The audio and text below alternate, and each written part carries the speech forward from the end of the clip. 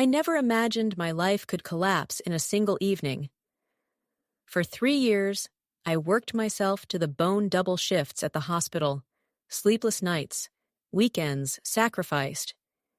Every cent I saved went into one account, all for one dream, my wedding.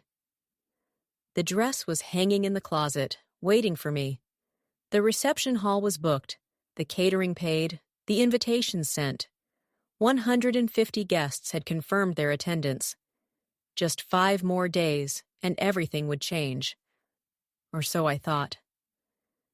That Tuesday evening, Raphael came home with an expression I had never seen before. It wasn't anger nor sadness. It was something heavier, something that made my stomach twist. He sat on the edge of the bed, staring at the floor. "Elena, we need to talk," he said. My heart sank immediately. I didn't need to hear the words to know something terrible was coming.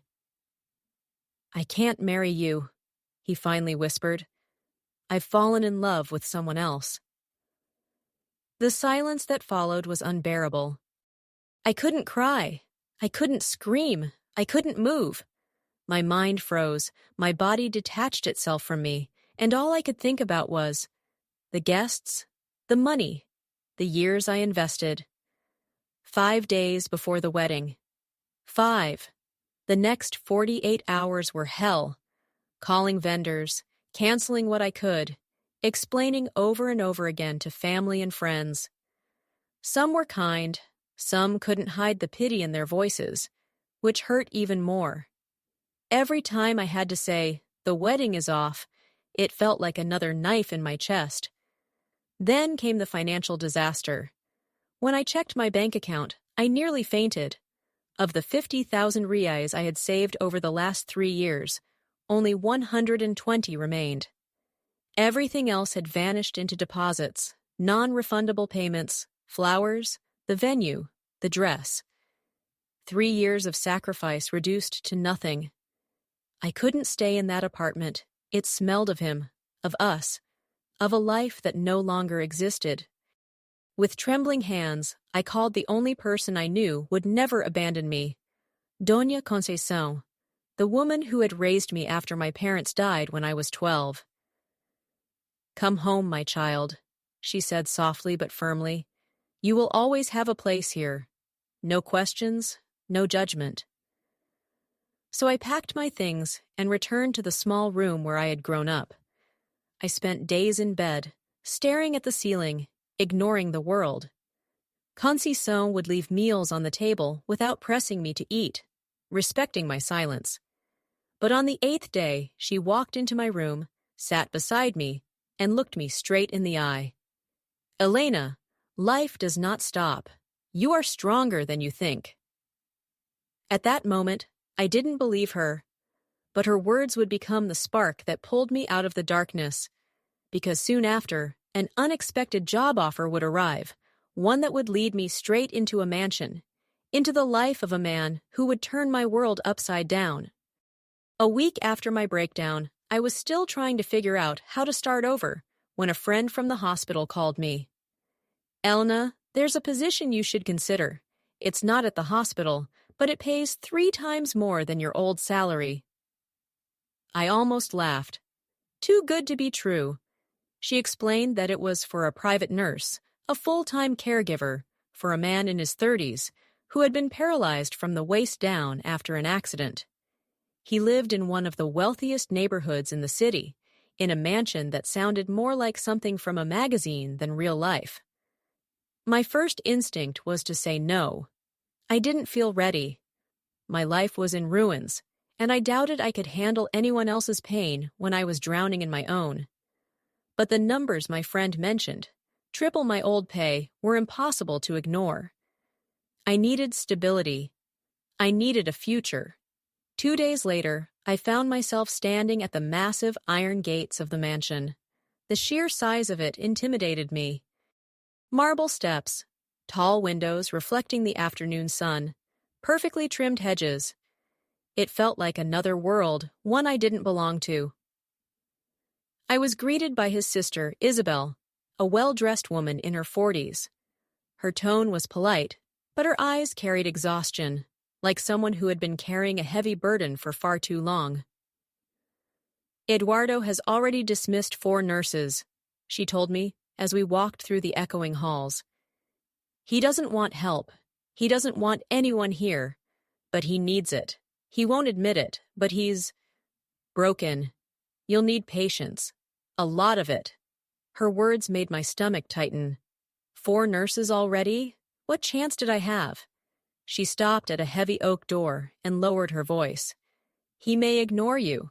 He may insult you. Don't take it personally. That's his way of protecting himself. The accident destroyed more than his body. It destroyed his will to live." Before I could respond, she opened the door.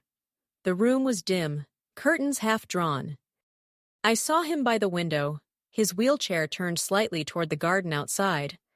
His posture was rigid, his arms crossed over his chest, his jaw tense. He didn't look at me. "This is Elena, the new nurse," Isabel announced carefully. Silence. "Eduardo, did you hear me?" she pressed. Finally, he turned his head, just enough for me to see his eyes. Sharp, dark, and filled with something I couldn't quite place. Anger, maybe, but also pain. "I don't need a nurse," he muttered coldly. For a moment, I almost believed him. But then I noticed the untouched tray of food on the table, the stack of medication bottles still sealed, the faint smell of dust in the air. His life had frozen here. And for reasons I couldn't explain, I felt a spark of determination. Maybe because I saw myself in him, someone shattered, abandoned, forced to start again. "Then I'll just sit quietly and keep you company," I said softly. His eyes narrowed at me, as if he wasn't sure whether to laugh or throw me out. That was the beginning of everything. The first week inside that mansion was a battle of silence. Eduardo barely acknowledged my existence. He refused meals, refused therapy, refused conversation. If I placed his medicine on the table, he wouldn't touch it until I left the room. Most people would have quit. Maybe that's why 4 nurses before me had walked away. But I couldn't. Not just because of the salary, I needed this job, yes, but because something about his silence spoke to mine. I knew what it felt like to be abandoned, humiliated, left with nothing.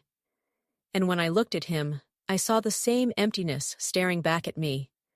So instead of pushing, I tried something different. I would sit in his room, reading the newspaper aloud, not to him, but to myself. Sometimes I'd comment on silly headlines or laugh at absurd stories. I talked about the weather, about my bus ride to work, about the birds in the garden. He never responded, but every now and then I noticed a flicker in his expression, an eyebrow raised, the corner of his mouth tightening. He was listening, even if he pretended not to. One afternoon, after nearly 2 weeks of this strange routine, I broke. I had been stacking his medication bottles, lining them neatly on the table, when tears spilled without warning. I tried to hide it, wiping my face quickly, pretending to be fine. But the dam had burst. The humiliation of my canceled wedding, the debt, the years wasted, it all came pouring out.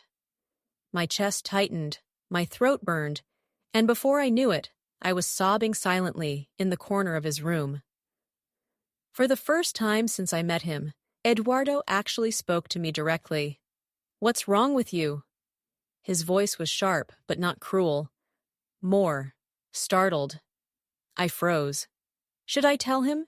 He was my patient, not my confidant. But in that moment, his eyes were on me, not out of pity, but out of genuine curiosity. And I couldn't hold it in any longer. So I told him. I told him everything about Raphael, about the wedding that never happened, about the 50,000 rays gone, about the humiliation of calling every guest to cancel. My voice trembled, but I didn't stop. When I finished, silence filled the room again. I expected him to dismiss me, to tell me it was unprofessional, that he didn't care.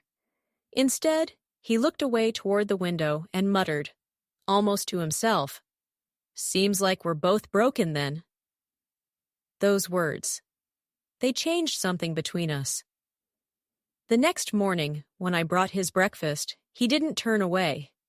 He actually picked up the fork while I was still in the room. It wasn't much, but it was the first crack in the wall he had built around himself, and I was determined to find my way through. It happened 3 nights later.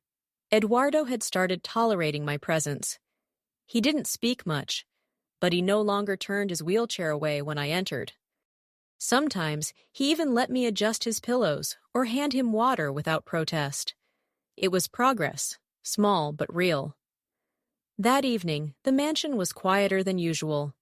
Isabel had left early, the staff had disappeared into the back, and it was just the two of us in his room. I was reading out loud from a book I'd brought, nothing special, just something to fill the silence. "Do you ever stop talking?" he interrupted suddenly. I closed the book, startled. "Do you want me to?" He smirked faintly, a shadow of something that once might have been charm. "No, it's distracting, in a good way." That small confession gave me courage. For the first time, I asked him the question I'd been holding back. "What happened to you, Eduardo? Not just the accident. I mean, why do you push everyone away?" The room grew heavier. He stared at the darkened garden outside, his jaw tight. For a long moment, I thought he wouldn't answer. But then, with a sigh that sounded almost like defeat, he spoke. "I was driving home from a meeting. It was late. A truck ran a red light and hit me. They say I should have died. Sometimes I think maybe I did." His voice was flat, but beneath it was pain so raw it made my chest ache. When I woke up in the hospital, they told me I'd never walk again. My company, the one I built from nothing, was being run by vultures waiting for me to fail. And the woman I thought would be my wife. She left me while I was still in the ICU. Said she couldn't handle it. His lips twisted bitterly. I lost everything in one night. My body, my future, my so-called love. And now, people come into this house pretending to help me, but they look at me like I'm less of a man, like I'm already dead. I didn't know what to say. His words hit me hard, because I recognized them. That feeling of being discarded, of being looked at with pity instead of love. So instead of giving him empty comfort, I told the truth. "I don't see you that way." His eyes snapped to mine, sharp and searching. For a heartbeat, I thought he might laugh at me. But he didn't. He just studied me, as if trying to decide if I was lying. Finally, he said, "That's why you're still here." It was the closest thing to gratitude I had ever heard from him. That night, I realized something important. Eduardo wasn't just angry, he was terrified. Terrified of being weak, of being abandoned again. And for the first time since the accident, he had let someone glimpse the man he used to be. Little by little, Eduardo changed. It was subtle at first. Instead of ignoring his meals, he would take a few bites while I was still in the room. Instead of pushing my hands away during therapy, he would let me guide his movements, even if he cursed under his breath the whole time. One morning, I caught him almost smiling when I complained about the bus being late. "You talk too much," he muttered. But there was no venom in it, just a trace of amusement. I knew better than to celebrate too soon. Progress with Eduardo was like balancing on a thread one wrong move, and the silence would return. Still, something in the air felt lighter. And then, the house itself began to unsettle me. The mansion was beautiful, yes, but strangely empty. Entire wings seemed untouched, covered in sheets and shadows. I rarely saw staff, just a maid here or there, always moving quickly, eyes down. Isabel came by once or twice a week, But she never stayed long. She seemed nervous around her brother, though I couldn't tell why. One evening, I lingered in the library, searching for a book to read to Eduardo. The shelves were immaculate, but one stood out. A row of journals, leather-bound, their spines blank. I pulled one at random. Inside, the handwriting was Eduardo's, but the entries weren't business notes. They were darker. Trust is a weapon. People only stay if they want something. The moment you're no longer useful, they're gone. I froze, fingers trembling on the page. Before I could read more, I heard the creak of wheels behind me. Eduardo was in the doorway, his sharp eyes locked on mine. "What are you doing?" His voice was cold again, a blade of suspicion cutting through the fragile bond we'd been building. "I was just looking for something to read," I stammered, quickly replacing the journal. For a tense moment, I thought he'd order me out. But instead, he wheeled closer, took the book from my hand, and placed it back on the shelf himself. His expression softened, just slightly, as if he regretted snapping. "You like to read too much," he said quietly. But his eyes told me another story. There was something in those journals he didn't want me to see. That night, lying awake in my small room down the hall, I kept replaying the moment in my head. His bitterness, his warning about trust, the way Isabel avoided lingering in the mansion. Eduardo was opening up to me, yes. But at the same time, I felt like I was stepping into something deeper, something hidden. And for the first time, I wondered, why had he really kept me here? The following weeks blurred into a strange rhythm. Mornings filled with physical therapy, afternoons with books, and evenings with conversations that grew longer each day. Eduardo was still sharp, sarcastic, difficult, but he was also undeniably brilliant. He knew everything about technology, politics, even art. Sometimes I forgot I was his nurse, and not just a guest he allowed into his world. And yet, small cracks began to appear. One afternoon, while helping him adjust his weights during an exercise, I asked about the accident again. He told me it had been on a rainy night, the truck running a red light at an intersection. But days later, when Isabel visited, I overheard her speaking to one of the staff in hushed tones near the kitchen. "It wasn't raining that night," she said. "He keeps saying it, but you remember the roads were dry. Completely dry." My chest tightened. Why would Eduardo change such a detail? Was it simply trauma, or was there more to the story than he let on? That evening, while I prepared his medication, I decided to push gently. "You told me once it was raining the night of the accident," I began, pretending casual interest. But Isabel said... Before I could finish, Eduardo's hand slammed against the armrest of his wheelchair. His eyes blazed. "Don't compare my memories to hers. You weren't there. She wasn't the one lying in twisted metal." His voice shook, not just with anger, but with something I couldn't quite name, fear, maybe. I swallowed hard, realizing I'd gone too far. "I'm sorry," I whispered. For a long time he just stared at me, breathing heavily. Then his shoulders slumped, and in a much quieter voice he said, "You don't know what it's like, Elena, to lose everything and then be told you're wrong about your own pain." I didn't press again, but the seed of doubt had been planted. Later that night, unable to sleep, I left my room to fetch water. As I passed Eduardo's door, I froze. Voices. 2 of them. The door was slightly ajar, and I recognized Isabel's sharp tone. "She's getting too close, Eduardo. You need to decide what you're doing before she finds out." My pulse thundered in my ears. I leaned closer. Eduardo's reply was lower, but I caught fragments. "Not yet. I need her here. She doesn't suspect anything." My breath caught in my throat. She doesn't suspect anything. The words echoed through me like a warning bell.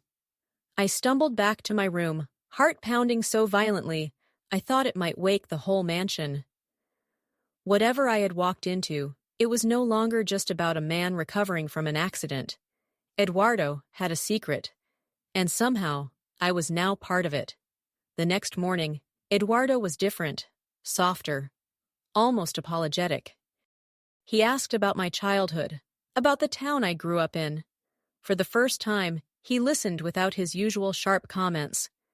When I joked about being a terrible cook, he actually laughed, an unguarded, warm laugh that startled me.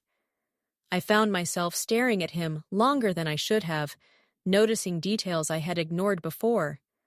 The sharp line of his jaw, the intensity in his dark eyes, the way his voice lowered when he said my name.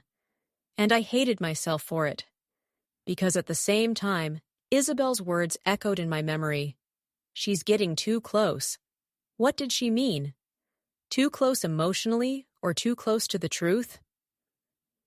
That night, as I carried a tray to his room, I paused in the hallway. His door was closed, but faint light spilled out from beneath it. I could hear the sound of his wheelchair moving across the floor, and then silence, followed by the faint creak of something heavy being dragged. I knocked. "Eduardo, can I come in?" The sound stopped instantly. After a long pause, he called back, "Not now. Leave the food outside." My pulse quickened. When I returned later, the tray was untouched. The door was shut tight. The following day, I decided to act. During his afternoon nap, I slipped into the library again. I avoided the journals this time, fearing he might catch me, and instead searched the desk drawers. At first, nothing but pens, receipts, old photos. Then, at the back of one drawer, a small locked box.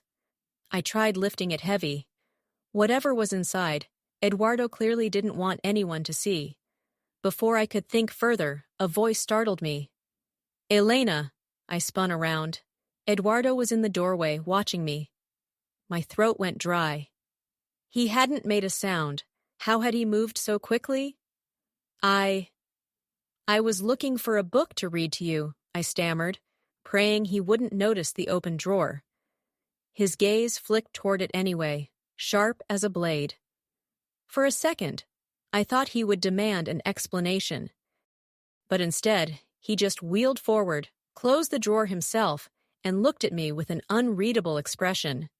"You don't need to save me," he said quietly. "I'm not worth it." Something in his voice cracked pain, regret, maybe even longing.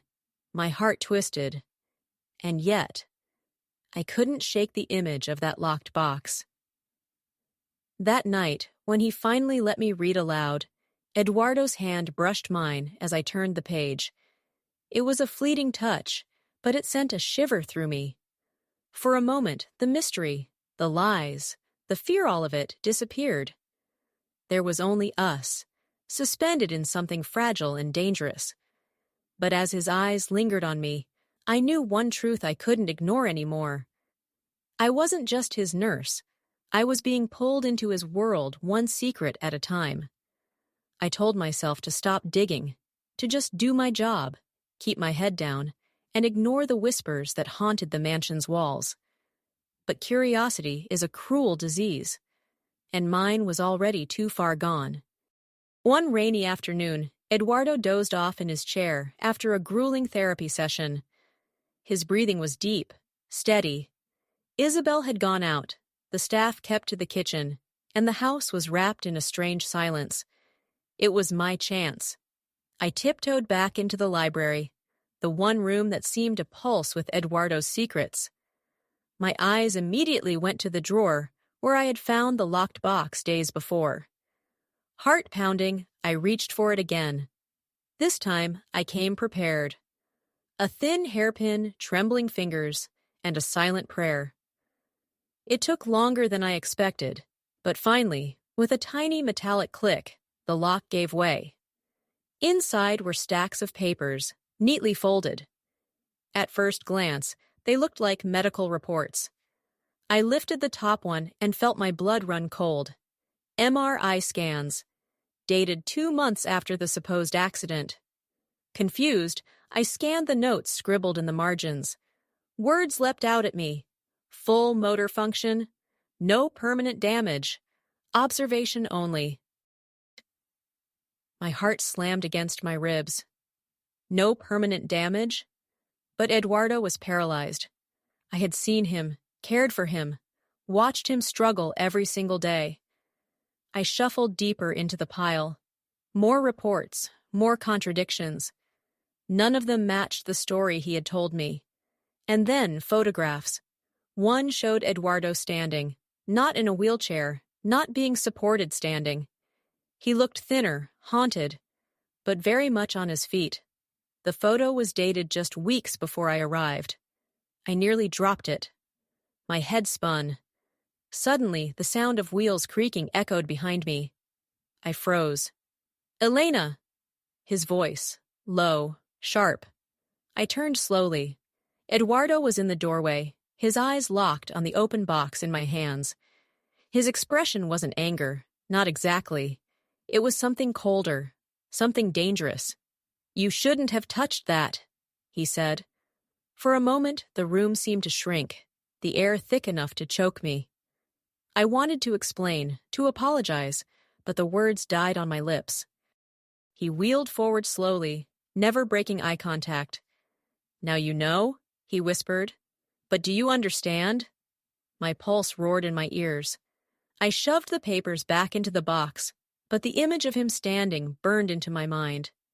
The man I thought I knew, the man I was beginning to care for, wasn't who he claimed to be. And if he could lie about something as monumental as that, what else was he hiding? For a long moment, Eduardo just stared at me. The silence stretched, suffocating. I clutched the box to my chest, terrified he could hear the pounding of my heart. Finally, he smiled. Not warmly, not kindly. A slow, deliberate curl of his lips that sent a shiver down my spine.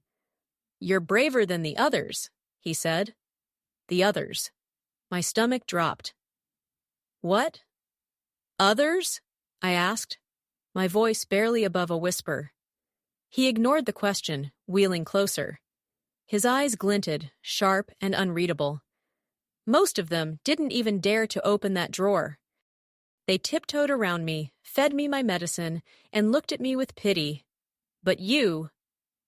He tilted his head, studying me as though I were some kind of rare specimen. "You don't pity me. You pry. You dig."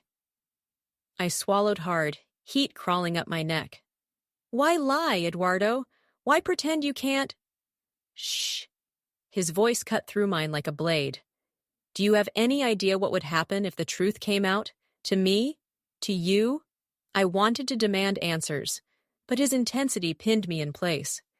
He leaned forward, close enough that I could see the faint stubble shadowing his jaw, the flicker of something dangerous in his eyes. "You think you want the truth," he whispered, "but the truth will break you." My breath hitched. It was the same tone he used when pushing me away in the beginning, icy, commanding. But now it carried something else, too. A twisted intimacy, as though we were bound by a secret neither of us fully understood. He reached out suddenly, his hand grazing mine. The touch was deceptively gentle. "You could leave, Elena. Walk out that door, never come back, but you won't." I wanted to protest, to say he was wrong, yet deep down, I knew he was right. Something fear, curiosity, maybe even the faint spark of attraction I hated admitting, anchored me to him. Eduardo must have seen it in my eyes, because his smile widened, darker this time. "Good," he murmured. "Then I'll let you stay. But from now on, you belong to my story, not yours." The words rattled through me like chains locking shut. And then, just as quickly, he leaned back, wheeling away as though nothing had happened. His voice was calm again, almost casual. "Dinner in an hour. Don't be late." I stood frozen, clutching the box, my mind spinning with questions I was too afraid to ask. Because in that moment, I realized Eduardo wasn't just hiding the truth. He was making me part of it. The next day, I couldn't stop replaying Eduardo's words in my mind. You belong to my story. What did that even mean? I should have quit. Packed my bag, walked out of that mansion, and never looked back. But something I couldn't explain, kept me there. By nightfall, I couldn't take the tension anymore. I needed answers. I found him in the library again, seated in front of the fireplace, the flames painting his face in flickers of gold and shadow. He didn't look surprised to see me. In fact, it felt as though he had been waiting. You want to know why? He said quietly. Yes. My voice shook. I saw the reports, Eduardo. The photos. You can walk, can't you? For a long time, he didn't answer. Then, slowly, he stood. My heart leapt into my throat. Watching him rise so effortlessly, as if shedding a mask, sent chills down my spine. He took one step toward me, then another. The sound of his footsteps on the marble floor was deafening. You were right, he said softly. I'm not paralyzed. I never was. The room seemed to tilt. Why? Why would you lie about something like that? He stopped inches from me, his eyes burning with an intensity that made it hard to breathe. Because lies are safer than truth, and because the truth would put you in danger. I shook my head. Danger from what? From who? His jaw tightened. For the first time, he looked vulnerable. From the people who killed my father. From the same people who think I died in that accident. The words crashed over me like ice water. My lips parted, but no sound came out. They're watching, Eduardo continued, his voice low and urgent. They always are. That's why I needed you here, Elena. Not just as a nurse. I felt my stomach twist. Then what am I to you? He leaned closer, his breath warm against my ear. You're my cover, my alibi, my test. I pulled back, horrified. A test for what? Eduardo's gaze hardened. For a moment, I thought he might actually tell me. But then, the sharp creak of the front gate echoed through the house. His expression changed instantly, fear masked by steel. They're here, he whispered. Before I could even ask who, Eduardo grabbed my hand, pulling me toward a hidden panel behind the bookcase. A narrow passage revealed itself, dark and suffocating. He pushed me inside. Stay quiet. Whatever you hear, don't come out. The panel slammed shut. I pressed my ear to the wall, my pulse hammering.